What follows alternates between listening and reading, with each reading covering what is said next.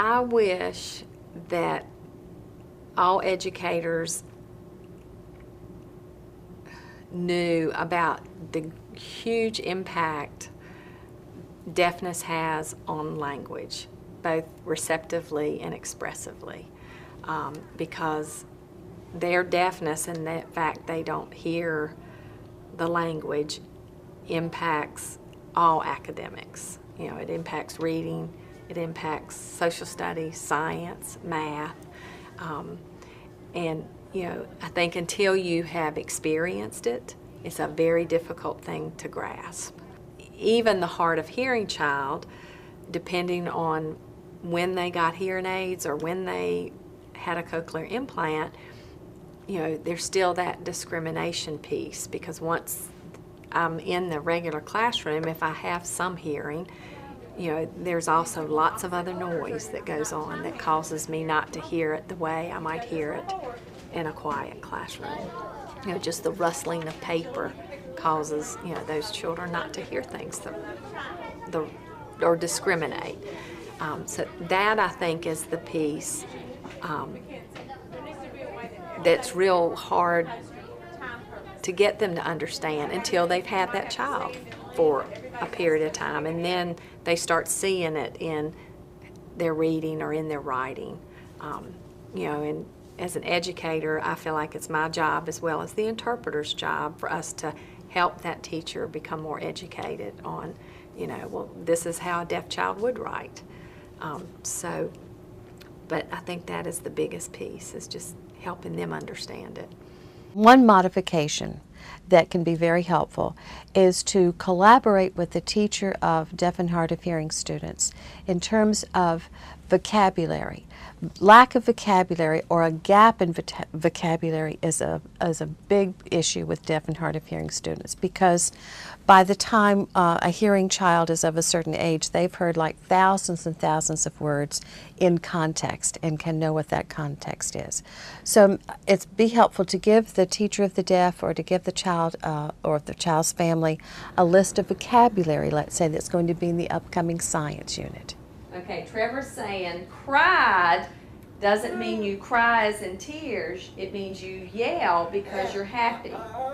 Okay, very good. You understand that, Ryan? Does Mo or does he go? Yeah. Wee! I'm what?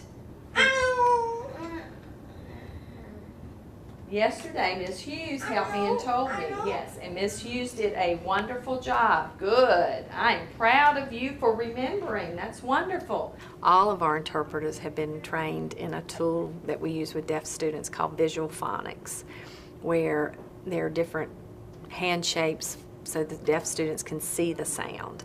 You know, but you know, it helps to know, okay, what sounds are we going to work on, you know, and you know, even what words. Fell out of what? A baby bird, it fell down in out it nest. Yes, nest. Okay? Look. Nest. Can you say that? Nest. Good. Okay, did you see 4 sounds in that word? Nest. 4 sounds, okay? All right.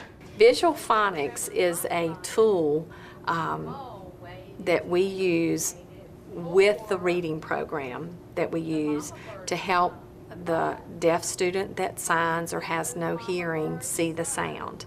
Now that we have used it for a few years, I can see that it would benefit any child who has a difficult time learning to read. It enables the child to see the sounds on your hands. For example, the word cat, if we use visual phonics, would be k-at. And so the child learns that a letter has a sound and a sound has a letter. We have used it and have really are seeing good results from it. It gives that deaf student something to attach that sound to. It is in how your brain connects that visual piece and that kinesthetic piece to learning. You know, in the past, deaf students, profoundly deaf students, are sight word readers, and you know, we've learned you can only memorize so many words. Even as smart as you are, you can only memorize so many words. So this has given us a tool to be able to help them, you know, put a sound to what they visually see, and you know, retain those words and the meanings of those words for a longer period of time. So it, you know, it's all in how that brain connects it to something. And you know, we have, you know, one student in particular who has been doing it for, this will be the 3rd year, and with that student we do see that it all connects. And that student has been able to maintain being on, if not above, grade level with reading, and he's profoundly deaf. So that just tells me that it works. So we are using it with all the students here, and you know, a little bit of experimenting even with some hearing students who are really having a difficult time learning to read. You know, because we all don't learn the same way.